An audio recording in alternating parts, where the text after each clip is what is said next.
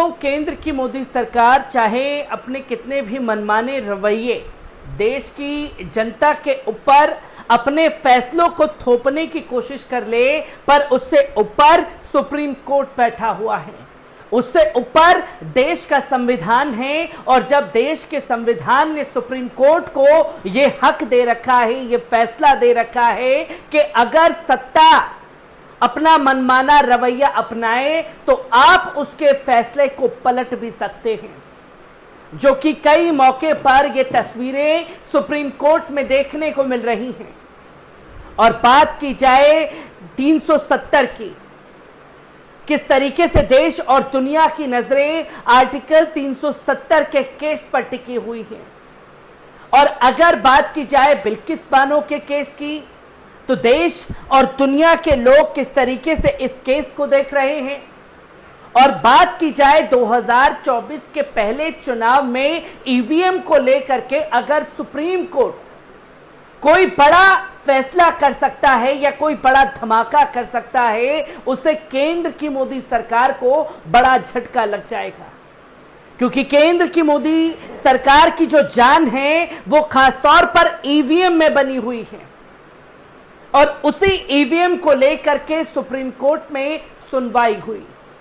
Supreme court की सुनवाई ने कहीं ना कहीं मोदी सरकार को नींद से जगाने का काम कर दिया है कि अगर आप ये सोचते हैं कि ईवीएम की वजह से आप बच जाएंगे, तो ऐसा होने वाला नहीं है। आज नहीं तो कल हम इस पर फैसला जरूर ले सकते हैं। यह सुप्रीम कोर्ट ने अपने मायनों में खासतौर पर समझा दिया है केंद्र की मोदी सरकार को, जो कि सुप्रीम कोर्ट ने ईवीएम हैकिंग को लेकर के कई बड़े सवाल पूछे। क्या ईवीएम से हो सकती है किसी भी तरह की छेड़छाड़? सुप्रीम कोर्ट में चुनाव आयोग ने दिए सारे जवाब, जिसका जवाब इलेक्शन कमीशन ने खासतौर पर सुप्रीम कोर्ट में दिया है। और सुप्रीम कोर्ट ने पूछा है कि क्या ईवीएम से हैकिंग हो सकती है, क्या ईवीएम से छेड़छाड़ की जा सकती है? क्या जवाब इलेक्शन कमीशन ने दिया है और किस तरीके का फैसला ईवीएम को लेकर के सुप्रीम कोर्ट ने लिया है, अगले पहलू पर देखते हैं। जहां चुनाव आयोग में सुप्रीम कोर्ट में दाखिल जवाब में कहा गया है कि ईवीएम पूरी तरह सुरक्षित है, इसे ना तो हैक किया जाता है और ना ही इससे छेड़छाड़ मुमकिन है। ईवीएम बिना किसी कंप्यूटर या इंटरनेट नेटवर्क के स्वतंत्र रूप से काम करने वाली वन टाइम प्रोग्रामेबल चिप वाली मशीन है, जिससे छेड़छाड़ संभव नहीं। जो कि इलेक्शन कमीशन ने ये बातें सुप्रीम कोर्ट के समक्ष रखी।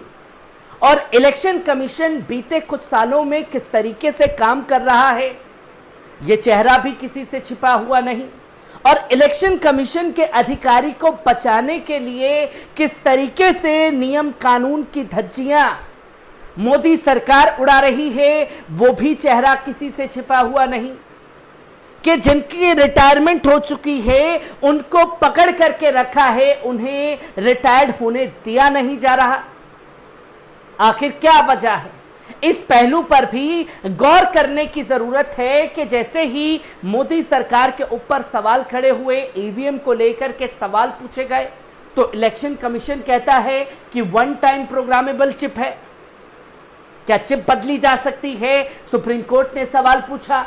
चुनाव आयोग ने अपनी तरफ से वो तकनीकी या प्रशासनिक कदम उठाए हैं जिनके जरिए इस मशीन के साथ छेड़छाड़ या गड़बड़ी जैसी किसी भी संभावना को खत्म किया जा सके।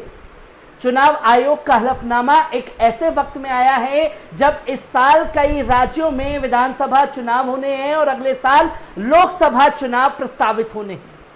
ऐसे समय में चुनाव आयोग को अपना जवाब ईवीएम को लेकर के देना पड़ा है। और ईवीएम किस तरीके से हैक की जा सकती है, कई बड़े राजनेताओं ने, कई बड़े बुद्धिजीवियों ने इसको दिखाया है कि कैसे हैकिंग होती है। आप वोट डालने जा रहे हैं, बटन दबा रहे हैं, कांग्रेस का चिप निकल रही है बीजेपी की।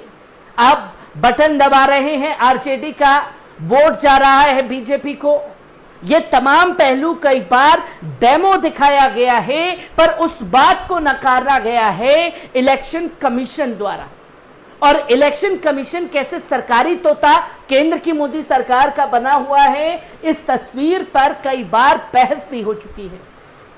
जहां दरअसल इलेक्शन कमीशन ने यह हलफनामा एसोसिएशन फॉर डेमोक्रेटिक रिफॉर्मर्स की ओर से दायर याचिका के जवाब में दाखिल किया। ईडीआर की ओर से दायर इस याचिका में वोटर्स को इस बात की पुष्टि कराई जाने की मांग की गई थी कि उसका वोट दर्ज हो गया है। मौजूदा व्यवस्था के मुताबिक अभी वोटर वीवीपैट मशीन पर यह तो दिख जाता है कि उसने जिस उम्मीदवार को वोट देने के लिए बटन दबाया था उसका वोट उसी को गया है, लेकिन यह वोट रिकॉर्ड है या नहीं इसकी व्यवस्था नहीं। यह सवाल पर भी गौर करने की जरूरत है। उसने अपने उम्मीदवार का चेहरा देख करके वोट तो दबा दिया, पर वोट जो उम्मीदवार उस पार्टी से है उसे गया है या नहीं इसकी कोई गारंटी जो है कभी सामने नहीं आती। इस पहलू पर गौर करने के लिए सुप्रीम कोर्ट ने खासतौर पर ध्यान दिया और हर एक बात का जवाब इलेक्शन कमीशन की तरफ से दायर किया गया है, जो कि तस्वीरें आपके सामने हैं। जहां मौजूदा वीवीपैट व्यवस्था पूरी तरह सही, सुप्रीम कोर्ट में ये बातें खासतौर पर इलेक्शन कमीशन कह रहा है। जहां चुनाव आयोग ने याचिका का विरोध करते हुए कहा कि वीवीपैट को नए सिरे से डिजाइन करने की जरूरत नहीं है। मौजूदा व्यवस्था में भी मतदाता वीवीपैट के जरिए इस बात की तस्दीक कर सकता है कि उसने जो बटन दबाया है उसका वोट उसी को ही गया है। इसके अलावा हर विधानसभा के 5 पोलिंग बूथ से ईवीएम का वीवीपैट से मिलान किया जाता है, जो रिजल्ट से पहले चुनाव का ऑडिट जैसा आयोग का कहना है कि वीवीपैट के आने के बाद 118 करोड़ लोग पूरी संतुष्टि के साथ वोट डाल चुके हैं। केवल 25 शिकायतें इसको लेकर मिली हैं और वो सब फर्जी हैं। मतलब जो आरोप लगा रहे हैं वो सब फर्जी हैं। इलेक्शन कमीशन और मोदी सरकार जो बात कह रही है वो पूरी तरीके से सही है, जिसकी तस्वीर कई मौके पर आप लोगों के सामने आई। और यही याचिका की मांग को अव्यावहारिक करार दिया खासतौर पर इलेक्शन कमीशन ने। यह सवाल इलेक्शन कमीशन से सुप्रीम कोर्ट के जरिए पूछा गया, जहां इलेक्शन कमीशन ने सभी वीवीपैट पर्चियों के 100% मिलान को गैर जरूरी और अव्यावहारिक बताते हुए कहा कि इससे जटिलताएं बढ़ेंगी। सभी वीवीपैट पर्चियों की गिनती मानवीय तरीके से होती है, अगर ज्यादा गिनती होगी तो मानवीय गलती की संभावना बढ़ सकती है और इसके जरिए सोशल मीडिया पर ईवीएम को लेकर झूठा नैरेटिव फैलाया जा सकता है। आयोग का कहना है कि औचित्य दलीलों पर आधारित है।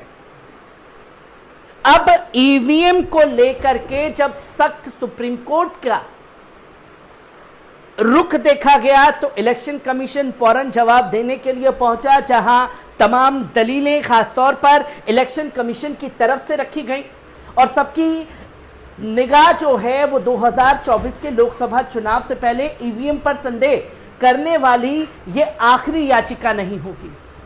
और ये भी चता दिया कि ये आखिरी याचिका नहीं है। 2024 के चुनाव से पहले ईवीएम को लेकर के भी सुप्रीम कोर्ट बड़ा फैसला ले सकता है, जहां सुप्रीम कोर्ट ने फिलहाल ये कह दिया कि जल्द सुनवाई से इनकार किया। उसने कहा कि यह मामला जस्टिस संजीव खन्ना और जस्टिस एसवीएन भट्टी की बेंच के सामने लगा था, लेकिन बेंच ने तुरंत सुनवाई से इनकार करते हुए सुनवाई नवंबर के लिए टाल दी है। और ये नवंबर दिसंबर के दौरान जो है ईवीएम को लेकर के फैसला हो सकता है। और केंद्र की मोदी सरकार इस बात पर अड़िग है कि इंडिया को इकट्ठा होने ना दिया जाए, इंडिया को पूरी तरीके से फैलने ना दिया जाए। जो विपक्षी पार्टियां इंडिया में शामिल हुई हैं, इसलिए 2023 के नवंबर दिसंबर में चुनाव हो सकते हैं। और अगर 2023 के नवंबर दिसंबर में चुनाव कराने के लिए मोदी सरकार तमाम दावपेच अपना रही है, तो इस बात पर भी गौर करने की जरूरत है कि ईवीएम में किस तरीके से गड़बड़ी हो सकती है, जिसको लेकर सुनवाई नवंबर दिसंबर में ही ईवीएम को लेकर के सुप्रीम कोर्ट भी कर सकता है, जहां अभी के लिए फिलहाल उसने इसे सुनने से इनकार किया है। और अगर वैसे समय में ईवीएम को लेकर के कोई बड़ा फैसला सुप्रीम कोर्ट द्वारा किया जाता है तो मोदी सरकार के पैरों तले 2024 के चुनाव के लिए जमीन खिसकना तय है।